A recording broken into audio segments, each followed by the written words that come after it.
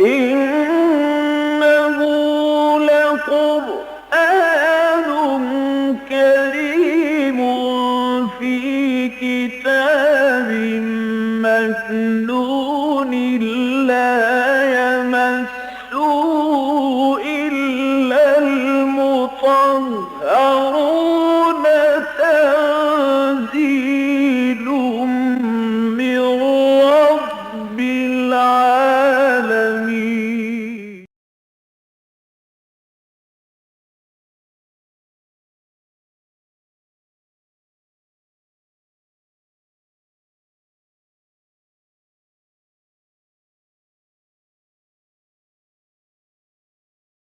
أعوذ بالله من الشيطان الرجيم. بسم الله الرحمن الرحيم. سبح لله ما في السماوات والأرض وهو العزيز الحكيم. له ملك السماوات والأرض يحيي ويميت وهو على كل شيء قدير. هو الأول والآخر والظاهر والباطن وهو بكل شيء عليم. هو الذي خلق السماوات والأرض في 6 أيام ثم استوى على العرش يعلم ما يلج في الأرض وما يخرج منها وما ينزل من السماء وما يعرج فيها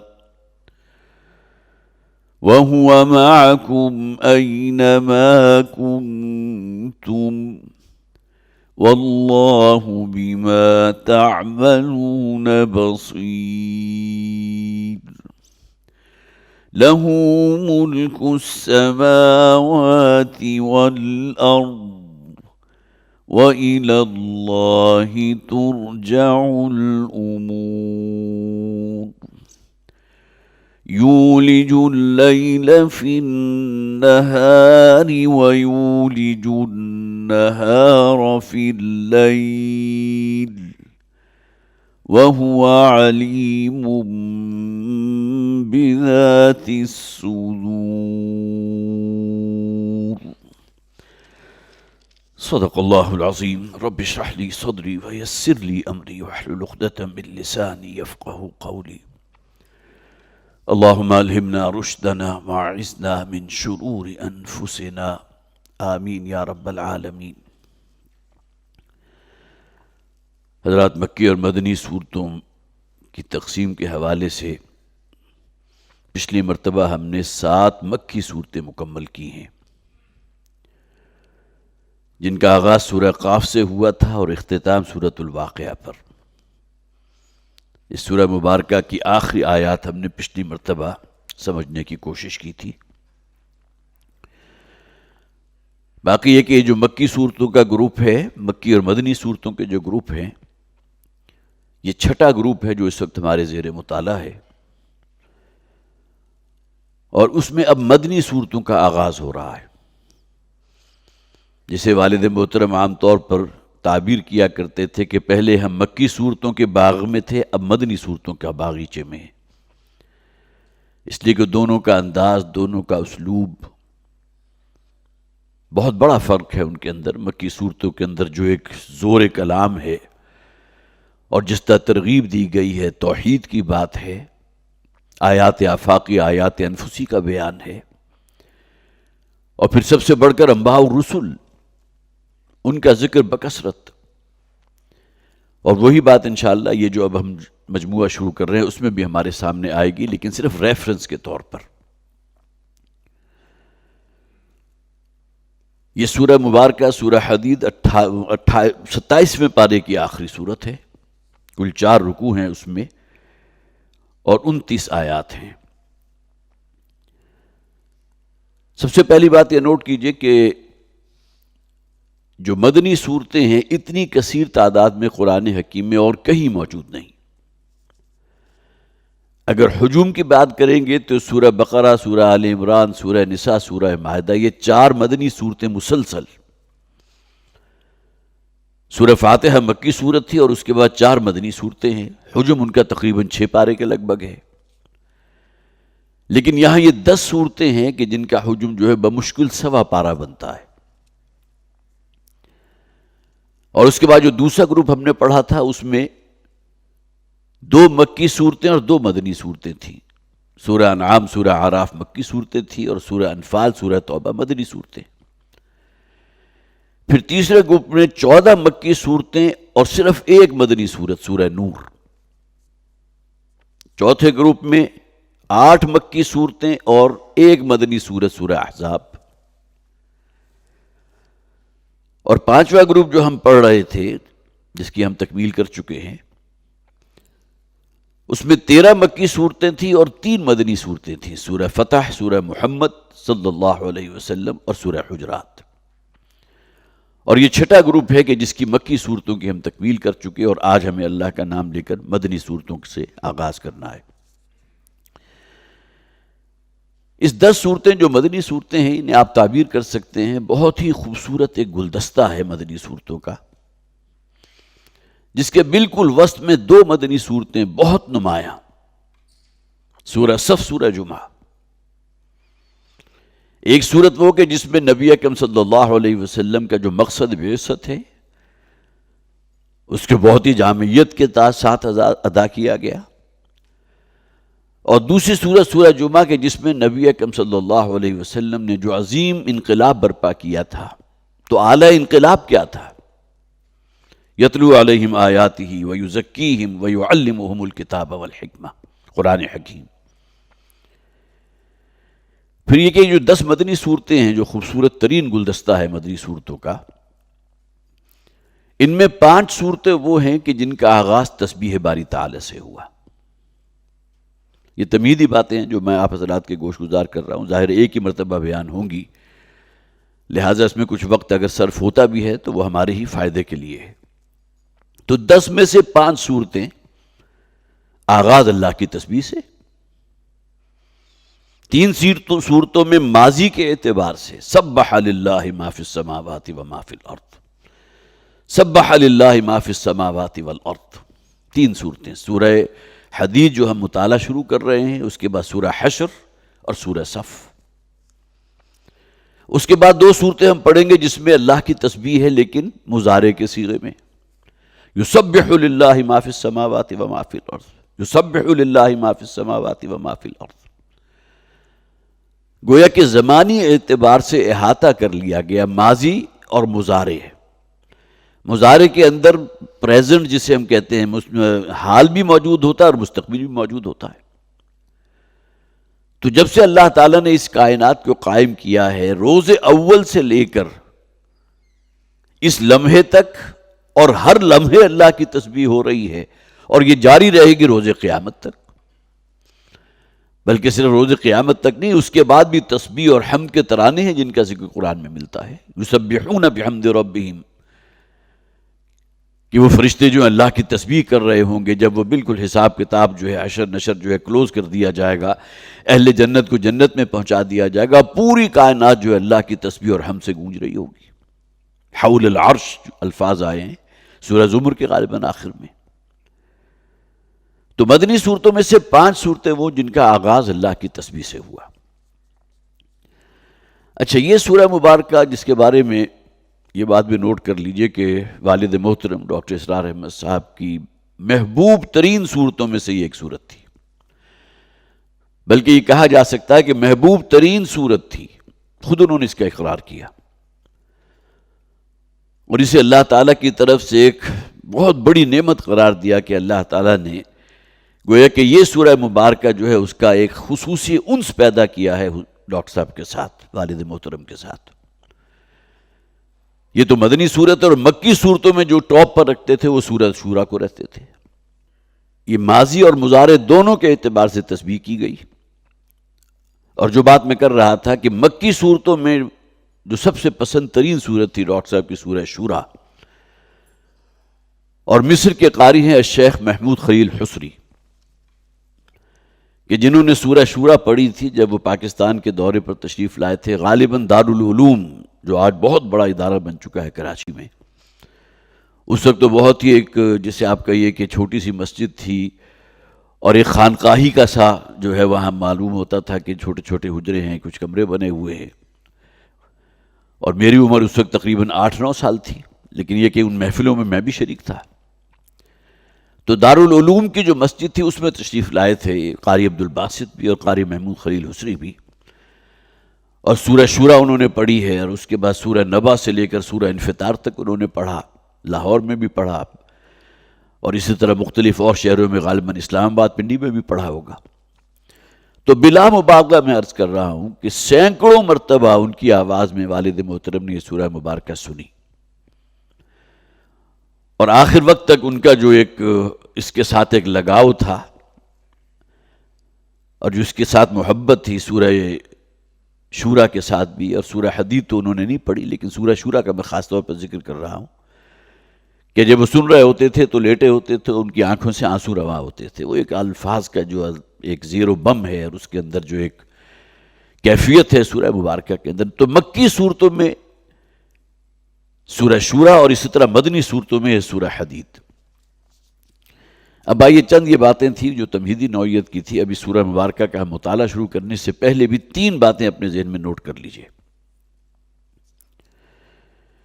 سب سے پہلی بات یہ کہ یہ سورت سورہ حدید اور اس کے بعد سے سورہ تحریم تک، یہ 10 صورتیں جو ہیں، ان کا زمانہ نزول ہے نبی اکرم صلی اللہ علیہ وسلم کی مدنی زندگی کا تقریباً مڈ، سن 4 سے لے کر اور سن 7 ہجری، نبوی کی بات نہیں کر رہا میں. تو گویا کہ یہ جو درمیانی پیریڈ ہے، اگر حضور کے 13 سال ہیں مدینہ کے، تو ان میں سے درمیانی 4 یا 5 سال ہیں کہ جن میں یہ صورتیں نازل ہوئیں. اور دوسری بات یہ ہے کہ اس میں یہود و نصارہ کا ذکر آپ کو بڑی کثرت کے ساتھ ملے گا. سورہ صف کا مطالعہ کر لیجئے، جہاں بالکل شروع ہی میں حضرت موسیٰ علیہ السلام کا ذکر ہے، حضرت عیسیٰ علیہ السلام کا ذکر ہے. وَإِذْ قَالَ مُوسَىٰ لِقَوْمِهِ يَا قَوْمِ لِمَ تُؤْذُونَنِي وَقَدْ تَعْلَمُونَ أَنِّي رَسُولُ اللَّهِ إِلَيْكُمْ. یاد کرو جبکہ موسیٰ نے کہا تھا اپنی قوم کے لوگوں سے، کیوں مجھے ایذات پہنچاتے ہو جبکہ تم خوب جانتے ہو کہ میں اللہ کا رسول ہوں جو تمہاری طرف بھیجا گیا.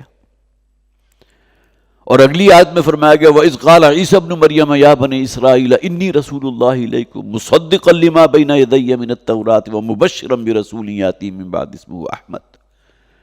حضرت عیسیٰ علیہ السلام کا ذکر، اے بنی اسرائیل کے لوگوں، مجھے تمہاری طرف بھیجا گیا ہے، میں تصدیق کر رہا ہوں اس شریعت کی، اس پیغام کی جو تورات کی شکل میں تمہیں دیا گیا. بنی اسرائیل تھے نا. اور پھر یہ کہ میں اپنے بعد آنے والے ایک نبی احمد مجتبی صلی اللہ علیہ وسلم کی خوشخبری دینے کے لیے آیا ہوں. اسی سے اگلی سورت سورہ جمعہ، وہاں فرمائے گا مثل الذین حملوا التوراۃ ثم لم يحملوها کمثل الحمار يحمل اسفارا. وہی بنی اسرائیل کی مثال. تو بکثرت یہاں جو ہے ذکر آپ کو ملے گا ان صورتوں کے اندر بنی اسرائیل کا، اہل کتاب کا، یہود و نصارہ کا. اور یہ ذکر کیوں ہے؟ یہ بطور نشان عبرت ہے کہ اے مسلمانوں، تم سے پہلے یہ اقوام وہ تھی کہ جنہیں اللہ نے شریعت عطا فرمائی تھی، اللہ تعالیٰ نے اپنے صحیفے نازل فرمائے تھے، لیکن انہوں نے جو معاملہ کیا ان کتابوں کے ساتھ، اس شریعت کے ساتھ، وہ پیغام جو لے کر آئے اس دوران میں جو رسول آتے رہے ان کے پاس، جو معاملہ انہوں نے کیا پیشگی متنبع کیا جا رہا ہے مسلمانوں تمہارا معاملہ ایسا نہیں ہونا چاہیے. گویا کہ بطور نشان عبرت ان کا ذکر ہے. جن پستیوں کے اندر وہ مبتلا ہوئے ہیں، جن ضلالتوں اور گمراہیوں کے اندر وہ مبتلا ہوئے ہیں، پیشگی متنبع کر دیا گیا. انہیں بڑا غرہ تھا نا اس بات کا، نحن ابناء اللہ واحباؤہ، ہم تو اللہ کے بہت ہی چہیتے ہیں، بہت محبوب ہیں اللہ کو، بلکہ اللہ کے بیٹوں کی مانند اس کے محبوب ہیں۔ وہ یہ بھی کہا کرتے تھے لن تمسنا النار الا ایام معدودات، ہمیں تو جہنم ٹچ ہی نہیں کر سکتی، ہاں اگر بہت ہی زیادہ ہمیں سیاہ کار کوئی شخص ہے تو اسے صرف یہ ہے کہ چند دنوں کے لیے جہنم میں ڈال کے پھر نکال لیا جائے گا۔ اب یہ تصورات ان لوگوں کے تھے، لیکن اللہ تعالیٰ نے اس کی نفی بھی فرما دی ایک اور مقام پر کہ نبی ان سے کہہ دیجئے فَلِمَ يُعَذِّبُكُمْ بِذُنُوبِكُمْ، تو اللہ تعالیٰ تمہیں تمہارے گناہوں کی پاداش میں کیوں عذاب میں مبتلا کرتا ہے؟ اتنے ہی اگر محبوب ہو اللہ کے، تم پر تو اللہ کے وہ عذاب آئے ہیں۔ تو معلوم ہوا کہ اب جو لوگ بھی مسلمان ہو چکے ہیں ان کے سامنے ذکر کیا جا رہا ہے اہل کتاب کا، یہود و نصارہ کا، بطور نشان عبرت۔ یہ چونکہ آخری امت ہے، اسے تو اب قیامت تک جو ہے اس کو باقی رہنا ہے۔ محمد آخری رسول ہیں صلی اللہ علیہ وسلم، لیکن ان کا یہی جرم تھا، یہی ان کا فسق و فجور تھا جس کی بنیاد پر بنی اسرائیل راندہ درگاہ کر دیے گئے، اور تحویل قبلہ کا واقعہ تھا کہ جو گویا کہ ایک بہت بڑا مظہر بن گیا کہ اب ایک نئی امت محمد صلی اللہ علیہ وسلم وجود میں آ رہی ہے۔ تو یہود و نصارہ کا ذکر خاص طور پر، جیسا کہ میں نے عرض کیا، سورہ صف میں ہے، سورہ جمعہ میں ہے، سورہ حدید ہم پڑھ رہے ہیں اس کے اندر آئے گا، سورہ حشر میں ان کا ذکر موجود ہے بطور نشان عبرت۔ اور تیسری بات یہ ہے کہ مسلمانوں کو جھنجھوڑنے کا سا انداز ہے ان صورتوں میں۔ سورہ صف کی ابھی میں نے بات کی آپ کے سامنے، پہلی آیت تو وہی اللہ کی تسبیح پر ہے، سبح للہ ما فی السماوات وما فی الارض وهو العزیز الحکیم، اور فوراً ہی رخ ہو گیا خطاب مسلمانوں سے، یا ایھا الذین آمنوا لم تقولون ما لا تفعلون، اہل ایمان کیوں کہتے وہ بات جس پر عمل نہیں کرتے؟ قول و فعل کا تضاد، بات تو کرتے ہو کہ ہم ایمان رکھتے ہیں اللہ پر، اللہ کے رسول پر، اور وہ جو حقیقی رنگ ہونا چاہیے ایمان کا وہ تمہارے اندر موجود نہیں۔ لیکن یہ کن لوگوں کا ذکر ہو رہا ہے؟ ان لوگوں کا ذکر نہیں ہے جو صادق الایمان تھے، جنہوں نے وفاداری کا حق ادا کیا ہے محمد رسول اللہ صلی اللہ علیہ وسلم کے ساتھ، بلکہ منافقین کا ایک بہت بڑا طبقہ وجود میں آ چکا تھا، جیسا کہ میں نے عرض کیا کہ مدنی دور کا تقریباً نصف ہے کہ جس میں یہ صورتیں نازل ہو رہی ہیں، اور اس وقت تک یہ منافقت کا جو ایک درخت ہے وہ تناور درخت کی شکل اختیار کر چکا تھا۔ اور اس کو آپ یوں سمجھ سکتے ہیں کہ ہجرت کے دوسرے سال جو ہے ہجرت میں، تو وہ تو غزوہ بدر ہوا، لیکن تیسرا برس آپ کہہ سکتے ہیں 2.5 سال بعد غزوہ احد کے موقع پر یہی عبداللہ ابن ابی تھا رئیس المنافقین، کہ جو عین میدان جنگ میں سے اپنے 300 ساتھیوں کو لے کر واپس پلٹ گیا۔ کون تھا یہ شخص؟ منافق اعظم۔ تو گویا کہ مدینہ سے جو حضرات نکلے تھے اس جنگ کے ارادے سے، 1000 کی تعداد تھی، ان کی 1/3 تعداد وہ تھی کہ جو عبداللہ ابن ابی جو ہے لے کر واپس پلٹ آیا۔ ابھی حالانکہ حضور کو ہجرت فرمائے ہوئے ابھی کتنا عرصہ ہوا ہے؟ 2.5 سال۔ اب اس کے بعد بھی 2, 2.5, 3 سال اور بیت چکے ہیں، اور یہ جو منافقین موجود تھے یہاں مدینہ کے اندر، ان کے بڑے گہرے تعلقات تھے یہودیوں کے ساتھ، دولت مند لوگوں کے ساتھ۔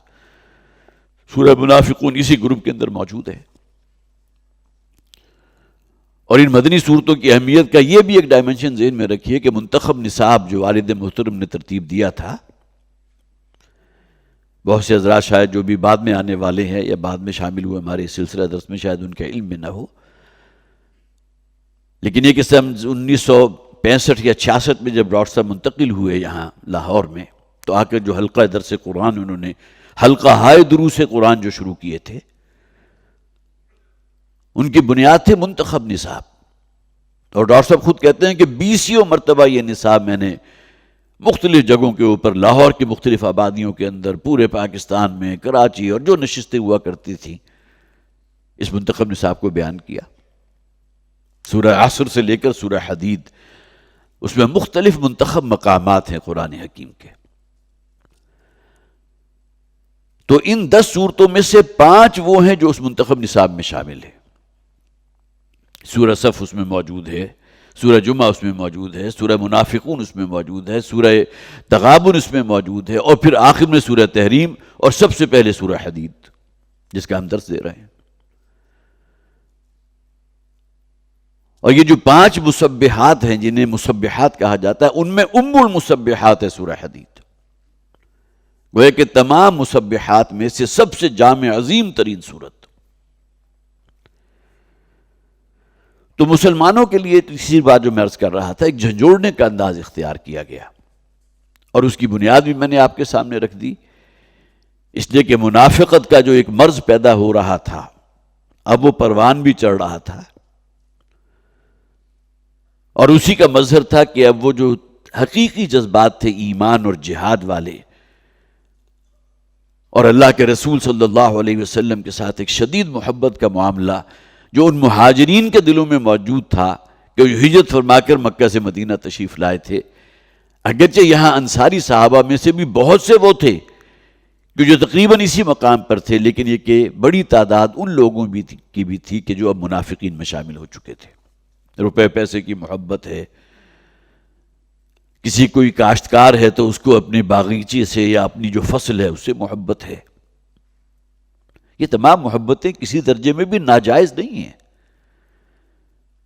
لیکن اگر یہ ایک حد سے تجاوز کر جائیں اور دین کے تقاضے پامال ہونے لگیں تو پھر یہی محبتیں جو ہیں پھر انسان کے لیے بہت بڑی آزمائش بن جاتی ہے۔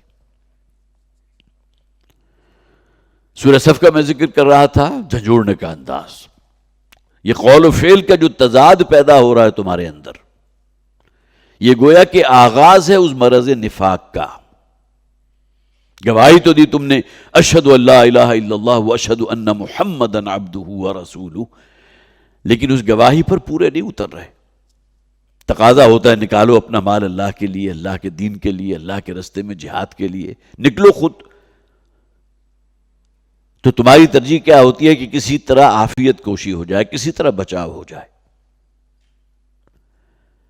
لہذا سورہ حدید جو ابھی ہم پڑھ رہے ہیں اس میں فرمایا گیا ما لکم لا تؤمنون باللہ، مخاطب مسلمان ہیں، اہل ایمان ہیں۔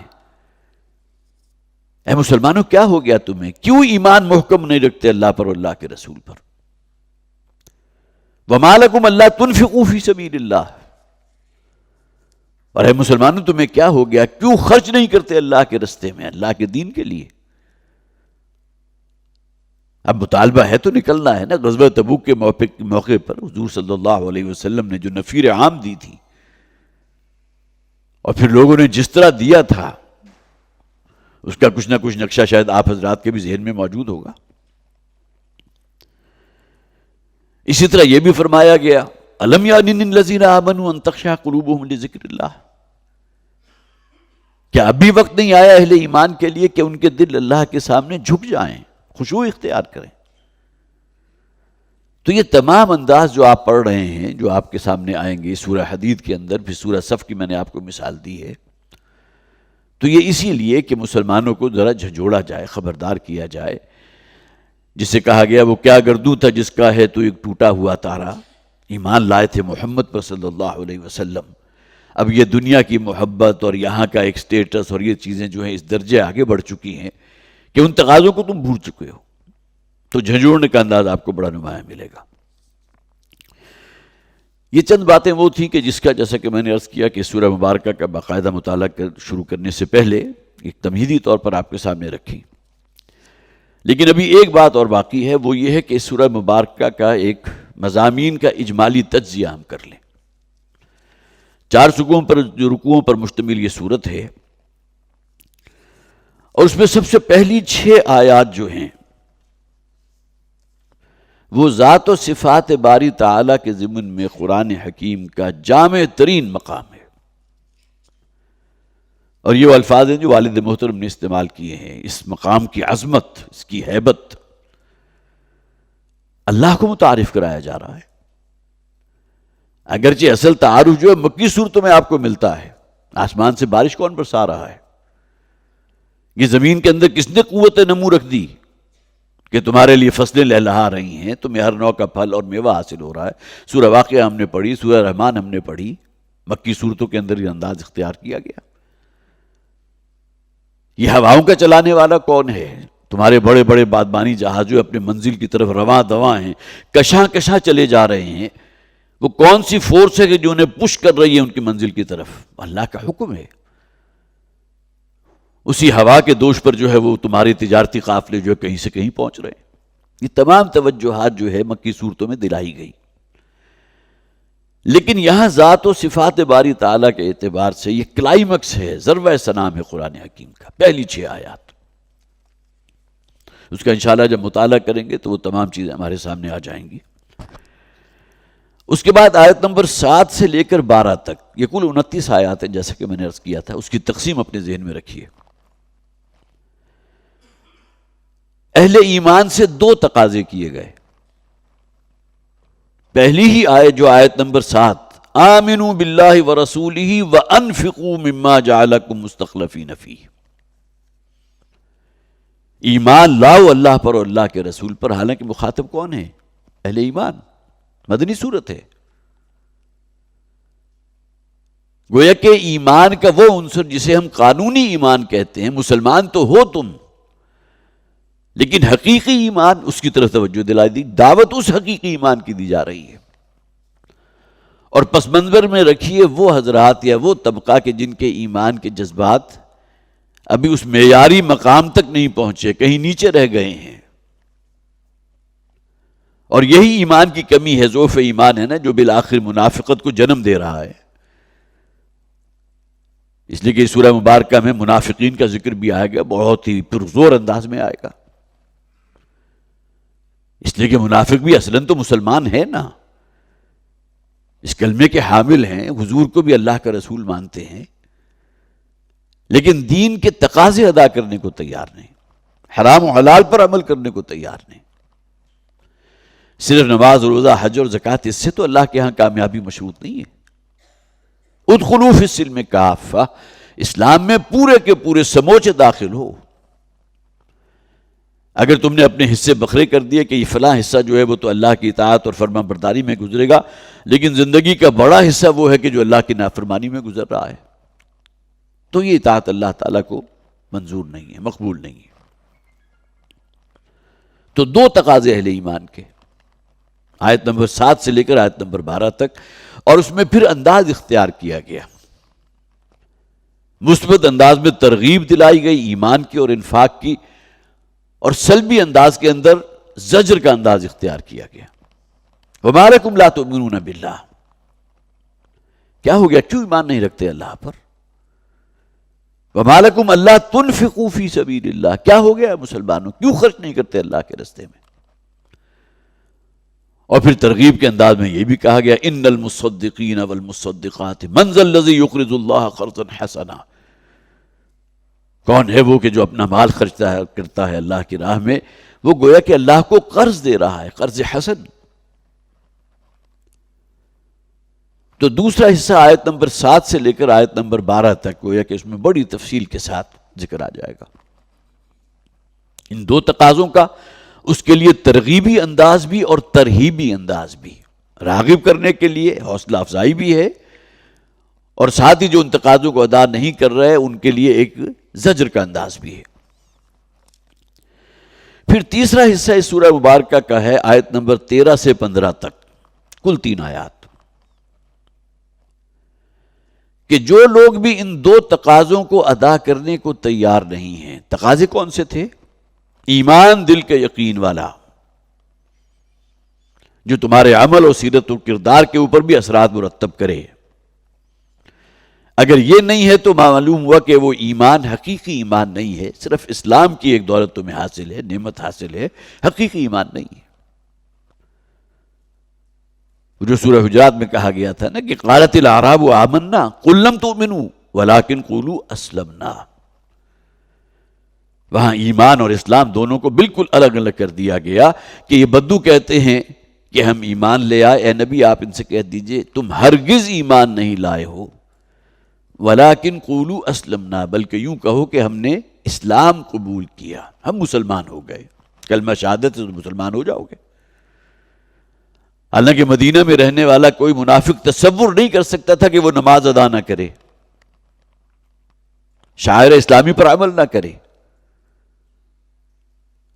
اگرچہ مجرد کلمہ شہادت ادا کرنے سے وہ دائرہ اسلام میں داخل ہو گیا، لیکن اس کے ساتھ شعائر اسلامی پر کاربند ہونا بھی تو ضروری ہے نا۔ تو ان تقاضوں کو جو پورا نہیں کرتے ان کے دلوں میں پھر اللہ تعالیٰ نفاق پیدا کر دیتا ہے۔ اہل ایمان کا ذکر کیا گیا اس سے پہلے، جو پہلی 12 آیات ہیں، پہلی آیت نمبر 7 سے لے کر 12 تک۔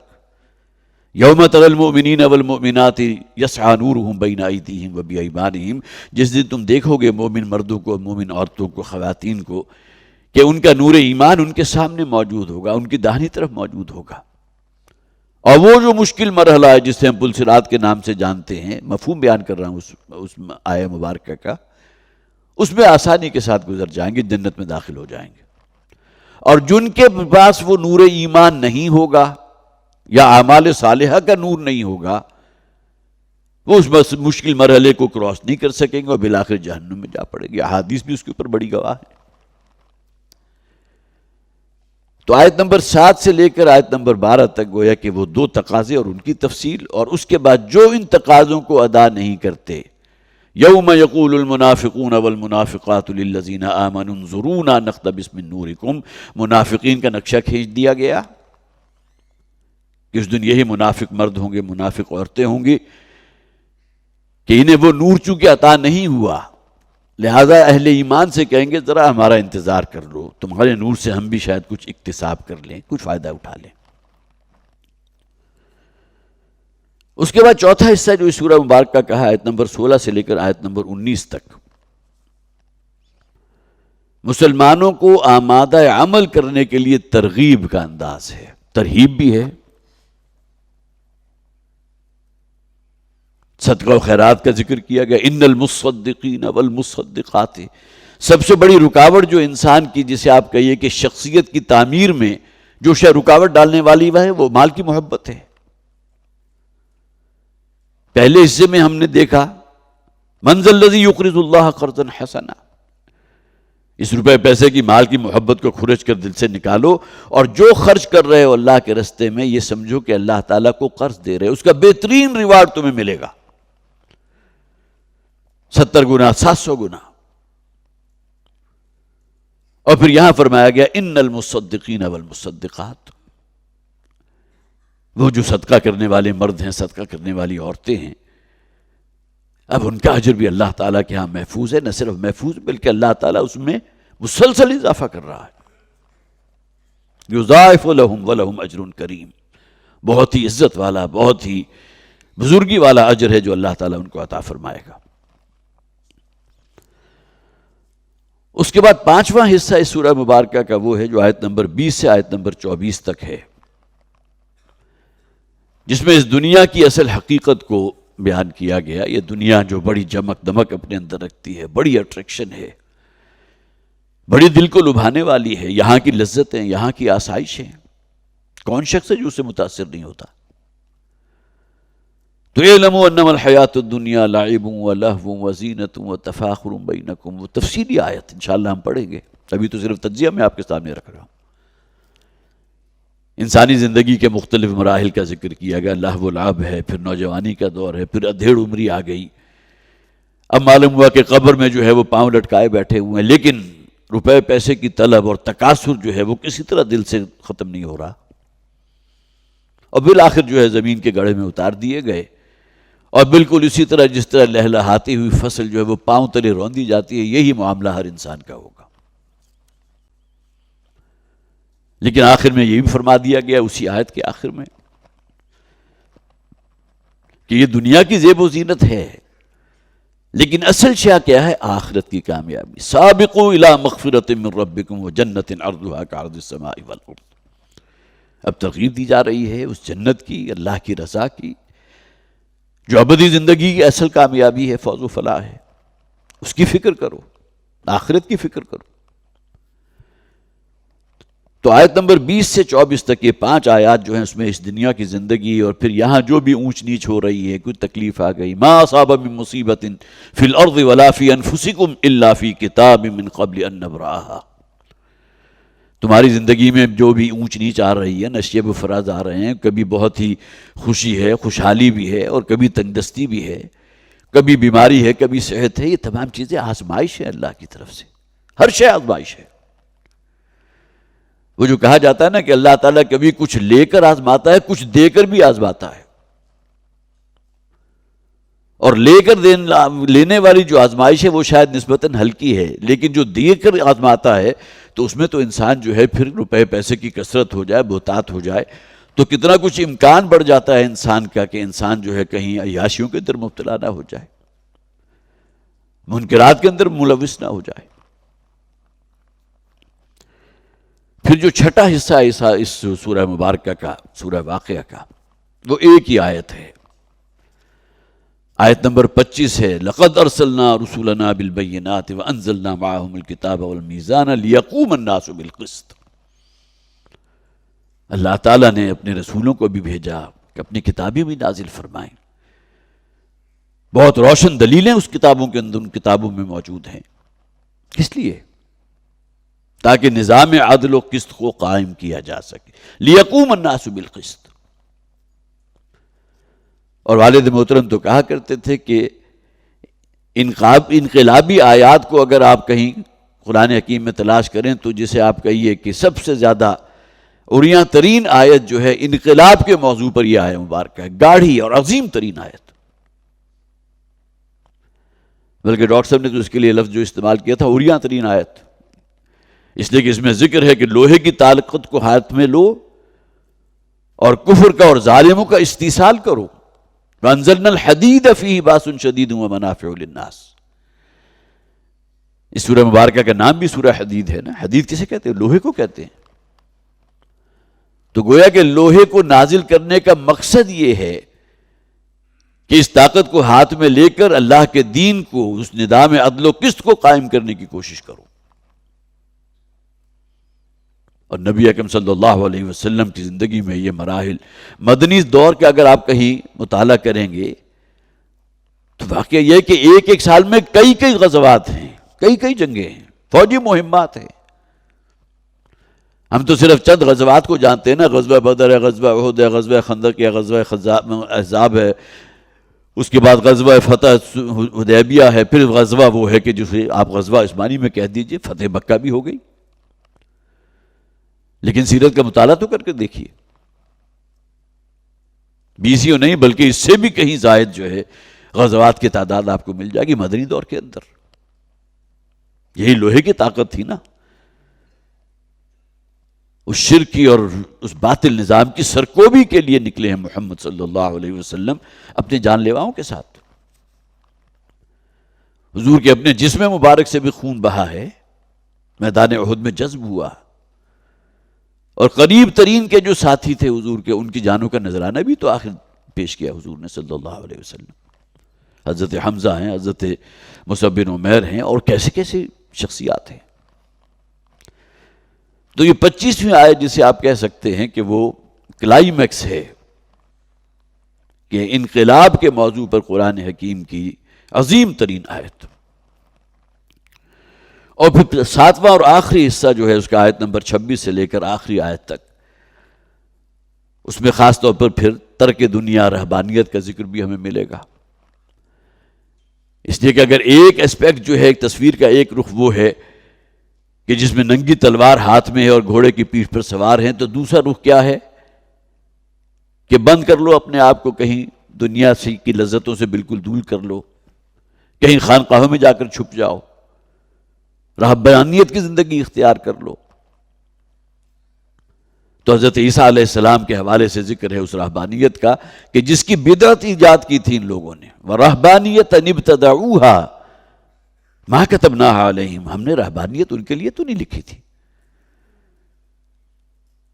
کہ بازار سے گزرا ہوں خریدار نہیں ہوں، اس دنیا میں اللہ نے بھیجا ہے تو ان آزمائشوں سے گزرو، لذات دنیاوی سے کنارہ کشی یقیناً مطلوب ہے، اس لیے کہ اس رستے میں، اس سمت میں اگر آپ آگے بڑھیں گے تو دنیاوی لذتیں آپ کو کہیں دور گمراہی تک پہنچا دیں گی، شاید انہی کا حصول ہے نا۔ فلاں چیز نہیں ہے، فلاں معاملہ یہ ہے، فلاں میرا اتنا آگے بڑھ گیا، اس کا دنیا اتنا بڑھ گئی، اس کا سٹیٹس وہ پہنچ چکا، لہذا اس رستے کو اختیار کرو گے تو بالآخر اس گمراہی کی آخری حد تک بھی پہنچ جاؤ گے۔ تو اس طرح یہ 7 حصے ہیں سورہ مبارکہ کے کہ جو گویا کہ انشاءاللہ ہم اس پر سے گزریں گے، لیکن یہ کہ بہرحال جیسا کہ میں نے عرض کیا تھا، یہ ابتدائی 6 آیات جو ہیں جس کا ہمیں اب مطالعہ کرنا ہے، ظاہر وقت تو ہمارے پاس بہت کم ہے۔ فرمایا سبح للہ ما فی السماوات والارض، تسبیح بیان کر رہی ہے، ترجمہ ہر جگہ یہی کیا گیا، یہاں بھی یہی کیا گیا حال میں، اگرچہ ماضی کا صیغہ ہے۔ جیسا کہ میں نے عرض کیا تھا کہ زمانی اعتبار سے اللہ کی تسبیح، اللہ کا حمد جو ہے اس کا احاطہ کیا جاتا ہے کہ ماضی اور مضارع دونوں صیغوں میں 5 صورتیں وہ جن کا آغاز تسبیح باری تعالی سے ہوا، 3 صورتیں ماضی کے صیغے میں اور 2 صورتیں مضارع کے صیغے میں۔ تو گویا کہ اس کا اصل ایسنس کیا ہوگا؟ سبح للہ، اللہ کی تسبیح بیان کرتی رہی ہے۔ جب سے اس کائنات کو اللہ نے قائم فرمایا اس وقت سے لے کر اگر ماضی کو اپنے سامنے رکھیں گے تو اس لمحے تک یہ پورا دورانیہ جو ہے ماضی کا ہے۔ اور اس میں دلچسپی کی بات شاید آپ حضرات کا ذہن اس طرف نہ گیا ہو کہ حال جس میں ہم ہر وقت ہیں اس کا تو وجود ہی نہیں ہے۔ حال تو اصل میں صرف وہ ایک لمحہ ہے جو میں اس وقت بتا رہا ہوں، جب وہ لمحہ گزر جائے گا تو ماضی کا جز بن جائے گا، اور جو لمحہ ابھی آیا نہیں، میرے حال میں داخل نہیں ہوا، وہ مستقبل میں ہے۔ تو یہ تو گویا کہ بہت تیز رفتار، جس طرح پہلے ٹیپ ریکارڈر ہوا کرتے تھے نا، وہ چرخیاں چلا کرتی تھی تو ہیڈ ہوتا تھا درمیان میں، جس کے سامنے سے جب وہ اس ٹیپ کا حصہ گزرتا تھا تو وہ ساؤنڈ آپ سنتے تھے۔ تو حال کا تعلق صرف اتنا ہے، صرف چند لمحوں کی بات یا ایک لمحے کی بات، باقی یا تو ماضی ہے کہ جو ازل سے لے کر اس لمحے تک چل رہا ہے، یا مستقبل ہے کہ جو اس لمحے سے لے کر میری زندگی کے، اگر میری زندگی کا معاملہ ہے تو میری زندگی کے آخری لمحے تک ہوگا، یہ مستقبل ہے۔ تو یہاں ماضی کا صیغہ استعمال کیا گیا، سبح للہ ما فی السماوات والارض، اللہ کی تسبیح کرتی رہی ہے، کر رہی ہے۔ اور اگر مضارع کو شامل کریں گے جو 2 صورتوں میں اختیار کیا گیا، تینوں کو اگر جمع کر لیں، ان دونوں کو گویا کہ ماضی، حال اور مستقبل 3 ہو گئے، لیکن عربی زبان میں صرف 2 ہیں، ماضی اور مضارع۔ تو اللہ کی تسبیح کرتی رہی ہے، کر رہی ہے اور کرتی رہے گی ہر وہ شے زمین و آسمان میں ہے۔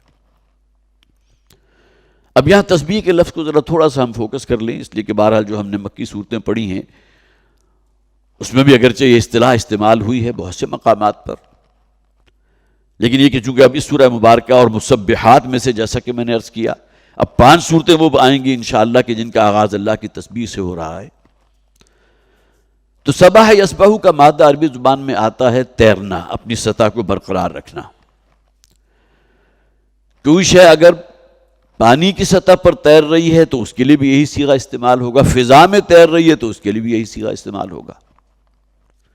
کل فی فلک یسبحون، جو قرآن حکیم میں کہا گیا نا، یہ ستارے، یہ بڑے بڑے کرے جو آسمانوں میں، یہ سورج ہے، وہ بھی ان کروں میں سے ایک کرہ ہے، مریخ ہے، ہمارا زمین ہے۔ کل فی فلک یسبحون، ہر کرہ جو ہے اپنے اپنے فلک کے اندر گردش کر رہا ہے، گھوم رہا ہے، تیر رہا ہے۔ لیکن جب یہ دوسرے مادے میں آتا ہے سبح یسبح، تو کسی کو اس کی سطح پر برقرار رکھنا۔ تو تسبیح کس معنی میں کہ اللہ تعالیٰ کو اس کے جو مقام بلند ہے اس پر برقرار رکھنا۔ وہ العلیم ہے، القدیر ہے، بکل شیء علیم بھی ہے، علی کل شیء قدیر بھی ہے۔